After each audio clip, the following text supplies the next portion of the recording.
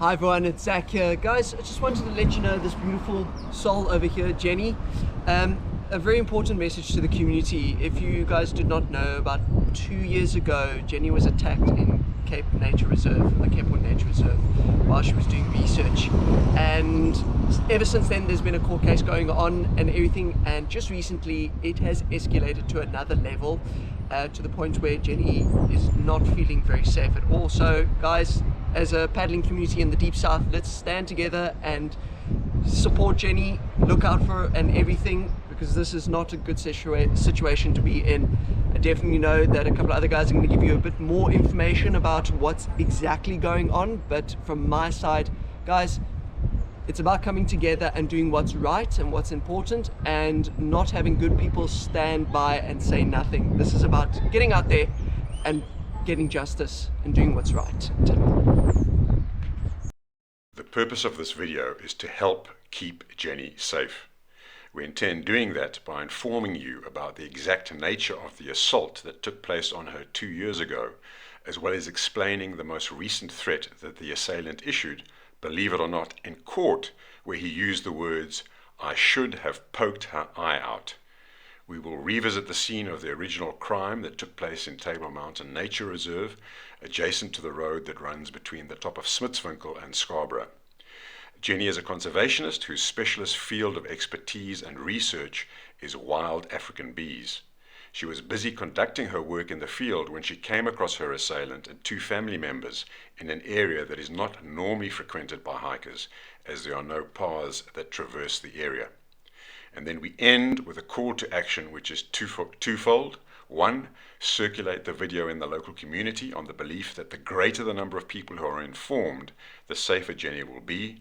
And 2, a request for more people to join a live 360 community response team who will back Jenny up in the event of a further incident.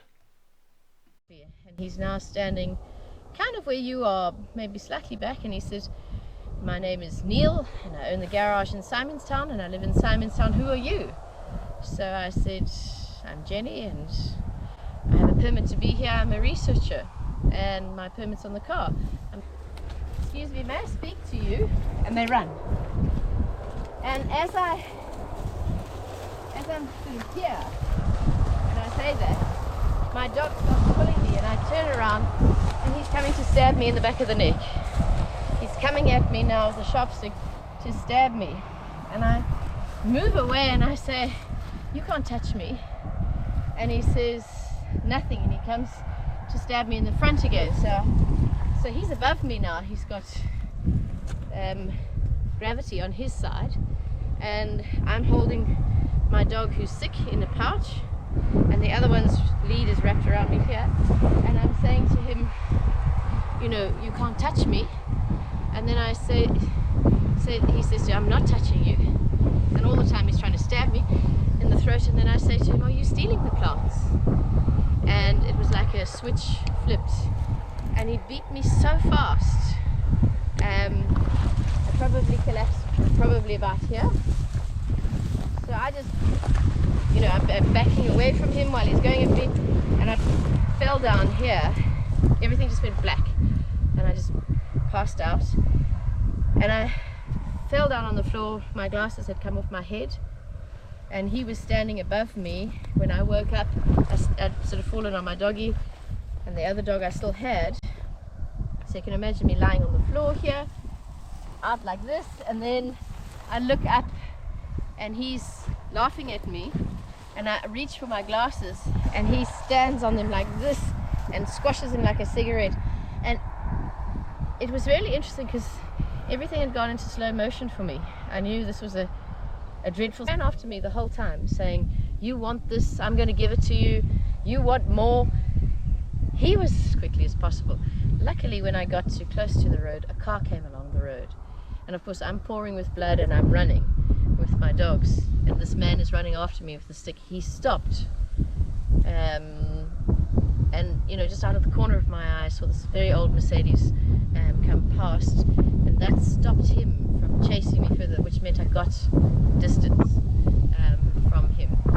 And yeah, so that's what happened in this beautiful environment when I was just going to work. Jenny, what were the extent of your injuries? So I had huge hematoma here. I mean, there is still a ridge here, and in my hairline as well. You can feel it.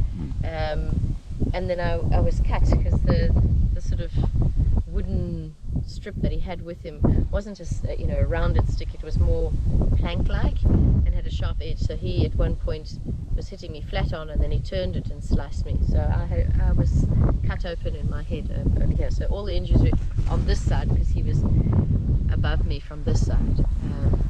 So head injuries, and I think the adrenaline just kicked in. And your jaw and teeth? Yes, sorry. He on the floor. He must have hit me as well because I cracked a tooth and my jaw. There's a 40,000 rand operation done to me. Jenny, I know that this court case has been hugely complicated. You actually had two cases running. One the actual assault case, the other is your application for an interim protection order, and you've been in court somewhere between 20 and 30 times over the last couple of years. Please tell us about the most recent incident where he again essentially threatened assault again. Took the stand about 3-4 weeks ago. So it's taken about 2 years to get to that point, and he basically threatened me again. And in hindsight, I should have poked her eye out. It's kind of surreal, but in that moment when he said it, it's the same level of violence that I experienced here. Even if it's in words, it's the same level of violence. It's like, I haven't finished, and that's the subtext for me. I haven't finished. But overall in context for viewers, I mean, you get assaulted right here 2 years ago. You're very lucky not to have lost your life. If your dog hadn't warned you, he probably would have stabbed you in the back of the neck. You probably would have bled out to death here with no one to assist you. As little as recently as a month ago, he threatens you in court. That's on court record.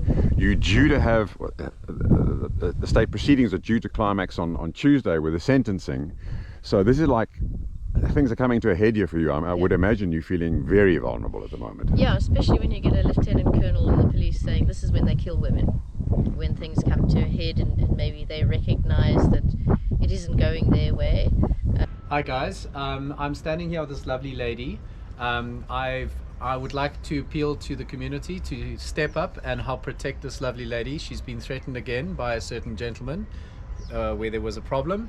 And what I'm asking for everyone to do is to reach out to Richard, give your details. We'll get you onto the Life 360 app where we can monitor where she is and make her safe, because our police system is not helping much.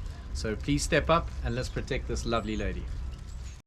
In conclusion, there are a number of important concerns raised in this video, each of which merits dedicated time and attention, those being gender-based violence, police inaction, and the grindingly slow judicial process.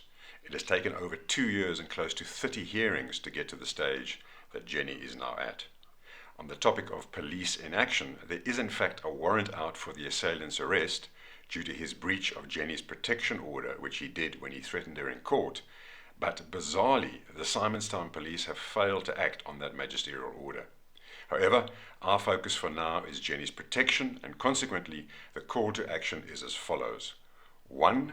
Circulate the video to family, friends, and contacts in the local community, that is Simonstown, Fishhook, and the area in between. Our belief is that the greater the number of people that are informed about what happened and the nature of the current very real threat and danger under which Jenny is living, the safer she will be, and the greater the prospect of justice for Jenny.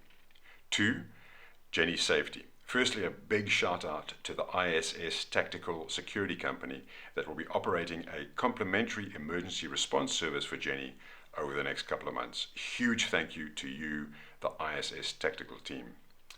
3. This is a call to have more local paddlers or other volunteer residents join the additional safety net for Jenny that will be operating via either Live 360 and or WhatsApp. Volunteers should please contact me directly. See contact details below.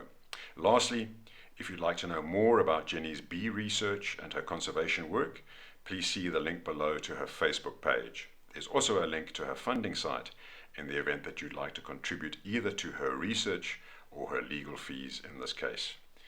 Thank you for watching.